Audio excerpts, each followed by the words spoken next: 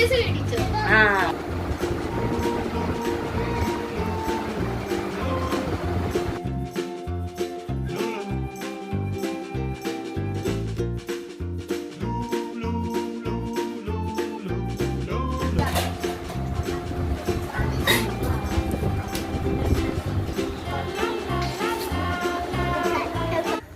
अक्षय तृतीया म्हणजे कधीही न संपणारी शुभता. आजच्या दिवशी मी ठाणे येथील असलेले तुळजाभवानी मातेच्या मंदिरात गेले आणि माता तुळजाभवानीचं दर्शन घेतलं. दर्शन घेतल्यावर मला खूप शांत आणि सकारात्मक वाटलं. मातेच्या चरणी प्रार्थना केली, आपल्या सगळ्यांच्या आयुष्यात सुख, शांती आणि भरभराट येऊ दे.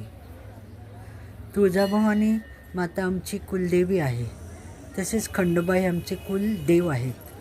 त्यामुळे आजच्या दिवशी मला तुळजाभवानी मातेचं दर्शन घ्यायचंच होतं. हे तुळजाभवानीचं मंदिर ठाणे शहरात आहे. ठाणे स्टेशनपासून सहज पोचता येतं, त्यामुळे भक्तांची नेहमीच गर्दी असते. आज अक्षय तृतीया असल्यामुळे खूप गर्दी होती आणि आम्हाला आरतीही मिळाली, त्यामुळे खूपच छान प्रसन्न वाटलं.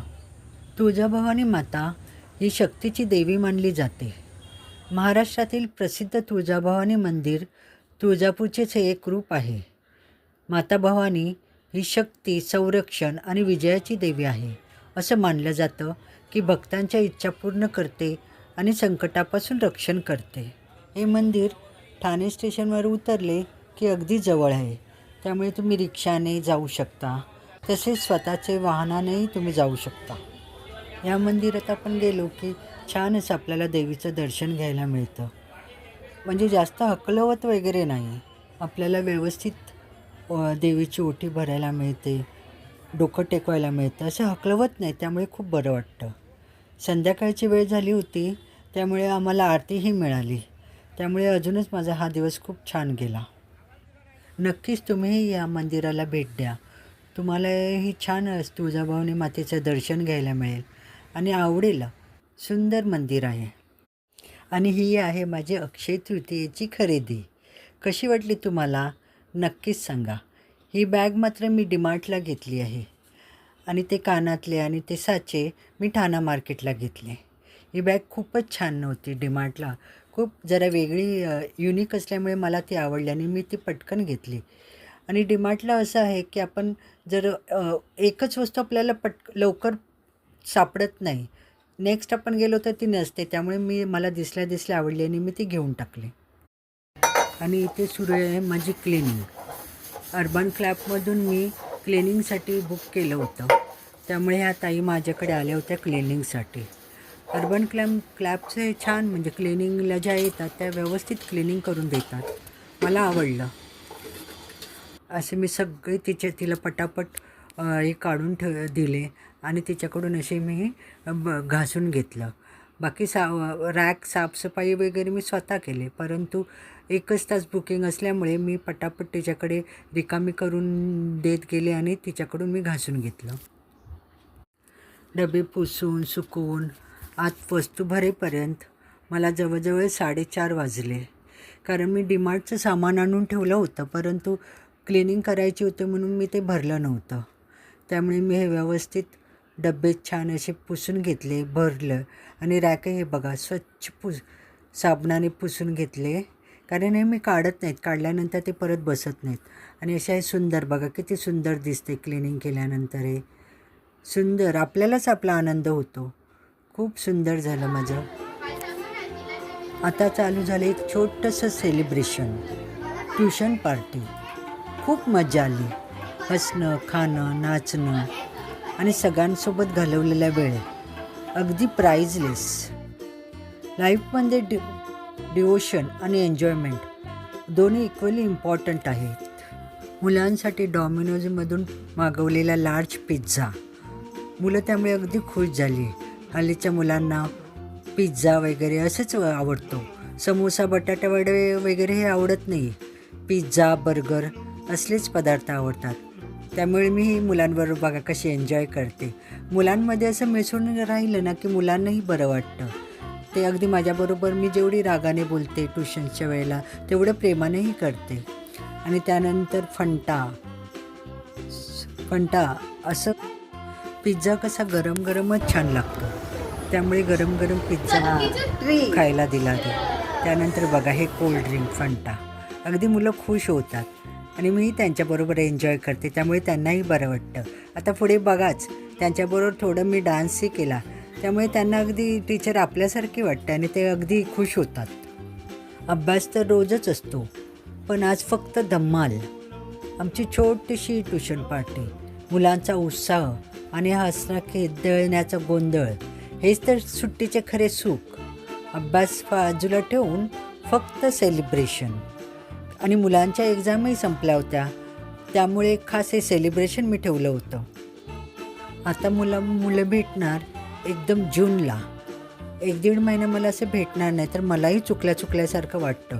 कारण मी गेली 20 ते 22 वर्ष ट्युशन घेत आहे, त्यामुळे मला मुलांची एवढी सवय झाली आहे ना, की मे महिना थोडे दिवस मला बरं वाटतं, पण त्यानंतर मला खूप मुलांची आठवण येते.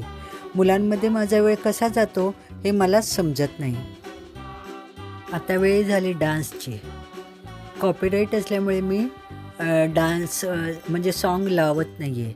फक्त हे तुम्हाला डान्स मुलं करताना दिसत आहेत.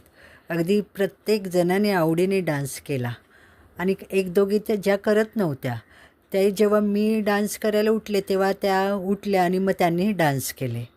असं मी मुलांबरोबर मिक्सअप झाले ना, की त्यांनाही मजा वाटते आणि ते अगदी अजून खुश होतात.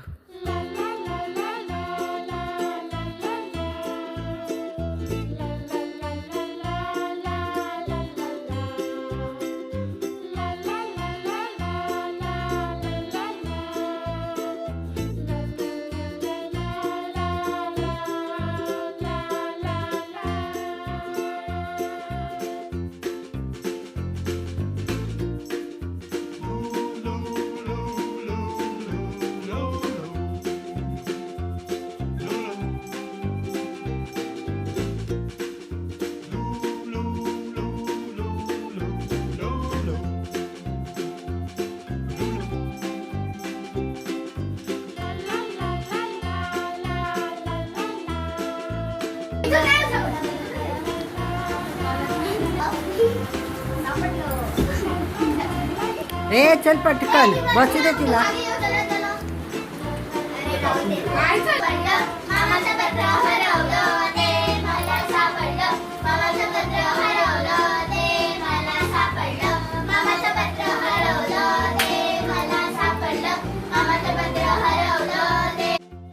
आणि हा विस्मृतीत गेलेला खेळ, मामाचं पत्र हरवलं, हाही खेळ मुलांनी खेळला. त्यामुळे मला खूप छान वाटलं, आनंद झाला की हा आपल्या लहानपणापासूनचा गेम आहे.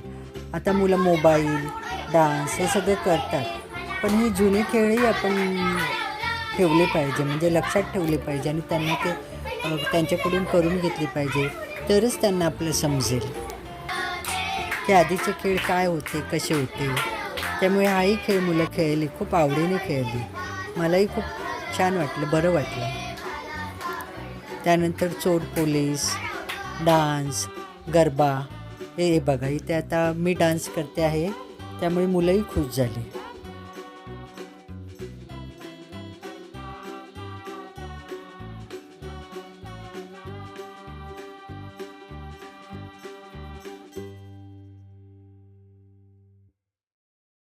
मैत्रिणींनो, आपण मोठं होतो तसं जबाबदाऱ्यांच्या ओझ्याखाली आपलं आतलं मूल कुठेतरी हरवून जातं. पण आज ह्या मुलांसोबत राहून मला माझं पुन्हा बालपण आठवलं. अभ्यास, परीक्षा, गृहपाठ हे तर रोजचंच असतं, पण आज मी टीचर म्हणून नाही, तर त्यांची मैत्रीण, फ्रेंड म्हणून त्यांच्यात सामील झाली. त्यांच्यासोबत डान्स करताना, त्यांच्यासारखं वेडवाकडं नाचताना जो मला आनंद मिळाला ना, तो कोणत्याच मोठ्या पार्टीत मिळाला नसता. खरोखरच हे मुलांचं निरागसतेने हसणं, खिदळणं हे जगातील सर्वात मोठं स्ट्रेस बस्टर आहे. त्यांच्या निरागसतेत आपण आपले सगळे ताणतणाव विसरून जातो. आज मी फक्त त्यांना पार्टी दिली नाही, तर त्यांनी मला आनंदाची एक मोठी भेट दिली आहे. शेवटी काय हो, आपण कितीही मोठं झालो तरी आपल्यातलं ते लहान मूल नेहमी जिवंत ठेवलं पाहिजे. या मुलाने आज मला तेच तर शिकवलं. आजचा दिवस खरंच खूप सुंदर गेला. देवीचा आशीर्वाद, घरची पॉझिटिव्हिटी आणि ह्या मुलांसोबतची मजा. तुम्हाला हा माझा आजचा व्लॉग कसा वाटला नक्की कॉमेंट्स करा. आणि हा व्लॉग आवडला तर लाईक, शेअर आणि सबस्क्राईब करा. थँक्यू.